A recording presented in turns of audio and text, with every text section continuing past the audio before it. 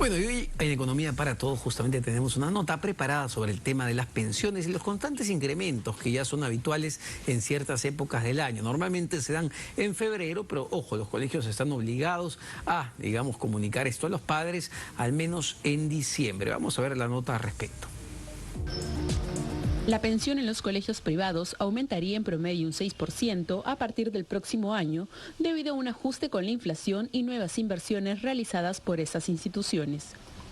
A inicios de año, un informe del Grupo de Educación al Futuro reveló que este año el 70% de los centros educativos privados del país ya había subido un 6% de sus pensiones, un punto porcentual más que en el 2018. La Asociación de Colegios Particulares Amigos, que agrupa los colegios del sector socioeconómico A y B, explicó que normalmente los colegios privados planifican estas alzas en función a la inflación, la cual está en orden de 2.5 a 3%. Este aumento se destina principalmente a inversiones en mejoras de cada centro educativo. Los colegios privados deben informar con anticipación a los padres de familia qué proyectos tienen y en qué criterios se basa el posible aumento de pensión. Bueno, y para hablar sobre este tema y sobre todo sobre la actitud que deben tomar los padres de familia, estamos con Jorge Camacho, él es experto en temas educativos porque nos va a dar luces sobre este tema tan polémico, para llamarlo de alguna manera. Muy buenas tardes, señor Camacho. Y en principio, más o menos, este año subió un 6-7%. ¿Qué se espera ya de cara a las pensiones para el próximo año? Más o menos se ha vuelto un nivel recurrente este incremento. Mira, es un problema esto realmente. Los colegios usualmente aumentan su pensión, no solamente por la inflación, sino también por la morosidad que encuentran en el año anterior. Por eso más o menos en diciembre es cuando el colegio informa a sus padres de familia cuál va a ser la pensión del siguiente año. La morosidad es un tema, digamos, importante para ser tomado en cuenta. ¿Cuál es la tasa promedio de morosidad en los colegios, no sé, a nivel nacional y en Lima Metropolitana? Yo te diría que en nivel C y D, que son la mayoría de los colegios, hay una estadística interesante solo para ubicarnos cuando hablamos de la educación privada.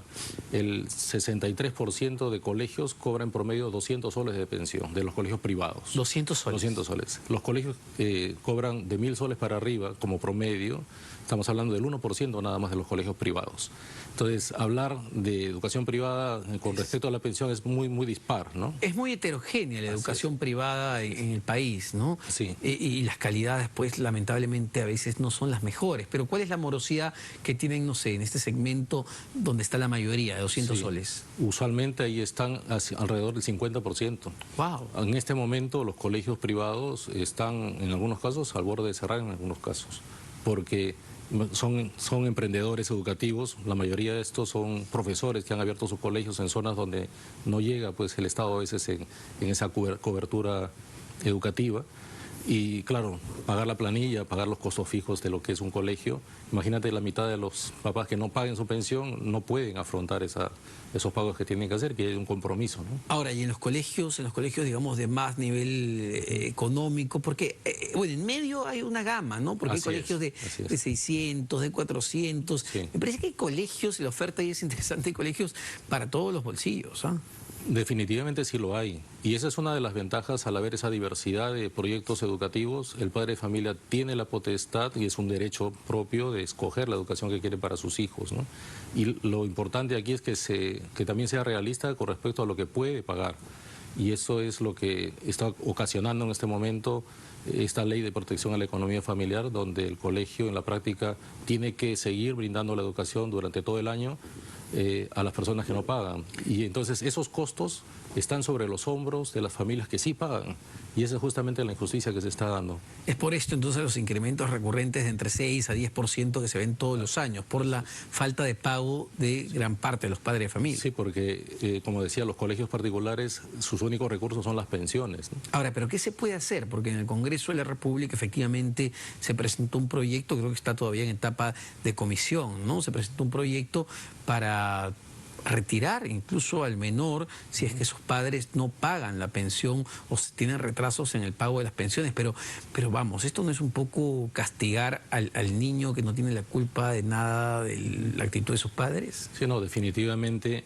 Eso es, digamos, para poder entender ese contexto, sí ha sido aprobado por la Comisión de Educación. ¿Ya fue aprobado? Sí, es un dictamen aprobado por unanimidad se presentará recién en el Pleno cuando se establezca ya todo esto en esta nueva legislatura.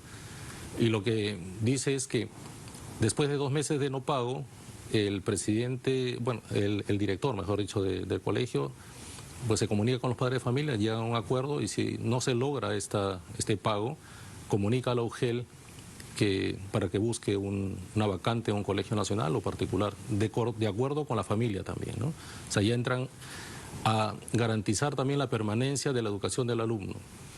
Entonces, pero ¿dónde está el problema, digamos? ¿Por qué es polémico? Es polémico, claro, porque uno dice, y bueno, sin entrar a analizar el proyecto a profundidad, pero cuando uno lee a simple vista, uno dice, ok, pero estamos castigando al menor.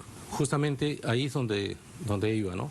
Mira, ya hay dos posturas o 2 niveles, porque cuando uno lo analiza en la línea de los derechos, solamente definitivamente uno dice, mira, acá se va a afectar el bien superior del niño, se le va a truncar su educación, en unos casos pueden pensar eso.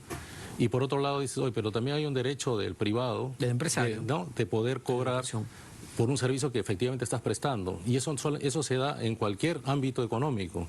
Estamos en un país donde hay una economía social de mercado, donde el padre de familia libremente escoge el colegio, se compromete a pagar, y si no lo paga, debería, como en otros servicios, o sea, tú no pagas la luz, el agua, el teléfono, y a los 2 meses te cortan, ¿no?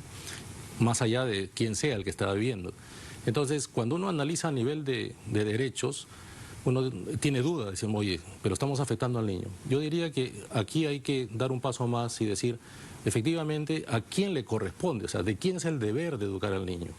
Y ahí es donde uno ya recién tiene una claridad, porque el deber de educar al niño no le corresponde al privado ni al Estado, primeramente le corresponde a su familia, a sus papás. Si las familias no pueden afrontar ese deber que tienen, está el Estado con la educación justamente pública, ¿no? Entonces, para entender el proyecto y, claro, verlo sin apasionamientos, lo que propone esta norma, este dictamen, es que en caso no haya pago y no se llegue a un acuerdo con el colegio privado, la UGEL de la zona, en coordinación con la familia, tiene que buscarle, está en la obligación de buscarle un cupo al menor. Sí, porque fíjate, la educación es un servicio público. Exacto, claro. Le corresponde al Estado velar porque ese servicio público se dé a todos los ciudadanos. Entonces tiene 2 maneras, o lo hace directamente el Estado con su educación pública, o promueve la educación privada, que es lo que está ocurriendo, para que también el padre de familia pueda escoger el colegio que quiere. Entonces, lo que no puede hacer el Estado es obligar al privado a que lo dé gratis. Cosa distinta sería que el Estado dé un bono directo, así como hay otros bonos que ahora están saliendo, al padre de familia para que el padre de familia escoja qué colegio quiere.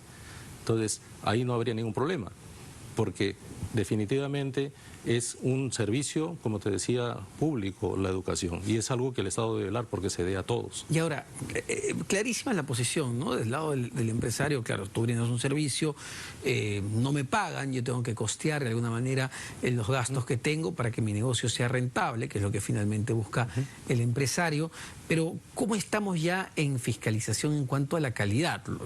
Bueno, hablábamos, hay colegios para todo bolsillo, pero lamentablemente eso también implica que las calidades, pues, a veces, que un padre de familia gaste 200 soles en un colegio todos los meses no es lo mejor y podría enviar a su hijo a un colegio público con una mejor calidad. ¿Cómo estamos en la fiscalización en cuanto a calidades? Yo creo que ahora estamos con mucha más fiscalización que hace mucho tiempo, pero también lo que hay que entender aquí es que a veces uno puede comparar, yo diría que lo más cercano, no está estructurado todavía a poder comparar calidades, sería algo así como las estrellas en los hoteles. Uno no puede decir que el hotel de 3 estrellas no tiene calidad si lo comparamos con el de 5 estrellas. Diríamos que cada uno tiene una calidad según lo que cuesta, según el servicio que da. El de 5 estrellas te tendrá que dar, pues no sé, agua caliente a los 30 segundos cuando abres el caño, tienes que tener una serie de cosas en tu cuarto para que sea de 5 estrellas. Sí, claro, pero estamos hablando no de turismo, estamos hablando de la educación de nuestros hijos, pero la calidad debería ser de 5 estrellas. A lo que quería comentar es, la calidad va de la mano del costo. El costo, definitivamente. ¿No? Definitivamente, eso es así. Entonces, yo no podría arriesgarme a decir, eso si lo trasladas a la comida es lo mismo. Sí. ¿No?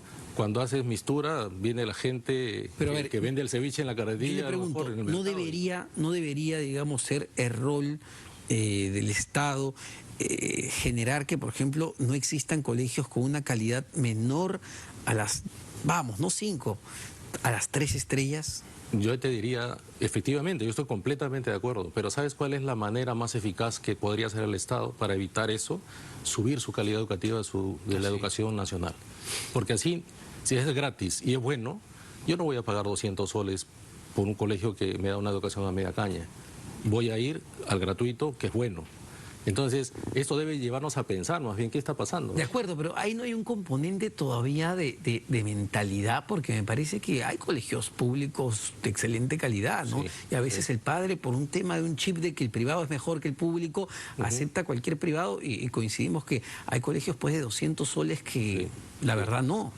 O sea, eso es real. Ahora, el padre de familia escoge los colegios no solamente por la calidad, sino también por la cercanía a su casa, por la seguridad, y también por un efecto yo creo que es vital, ¿no? Que es, tiene a quién reclamar. O sea, hay una cara, hay un responsable, hay un dueño al cual yo le puedo decir, oye, dame un buen servicio porque yo te estoy pagando. Cosa que no ocurre con el Estado. Definitivamente que no. Hagamos esto, ya la entrevista un poquito más utilitaria, porque es la idea de cara a los padres de familia. Agosto es un mes, creo que de definiciones para muchos padres que van a ver a dónde colocan a sus hijos o si quieren trasladarlos.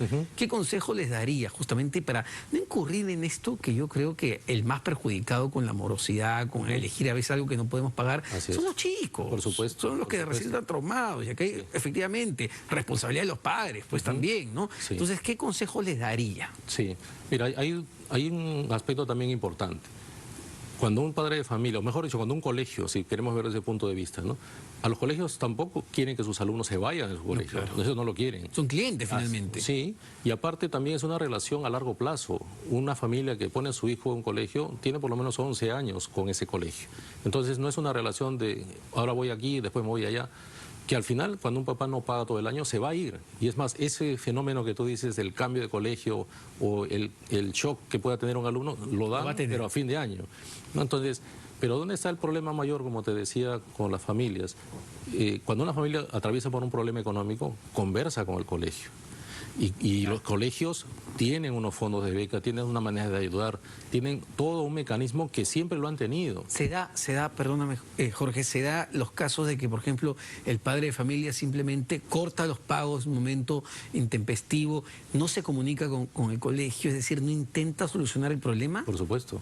No solamente eso, en los casos que te comento, no van las sesiones de padre de familia, cuando tú los convocas para hablar de temas académicos o conductuales de su hijo no van porque no pagan, lo deja a 2 cuadras a su hijo para no acercarse hasta la puerta porque ya su hijo camina no sé qué, no lo encuentras, cambia de dirección más de teléfono, ¿no? O sea, hay casos, pero yo te diría, esta normativa que está saliendo, que si bien es cierto, suena muy radical, aunque yo creo que lo que más va a hacer es que los padres de familia reordenen sus prioridades de pago.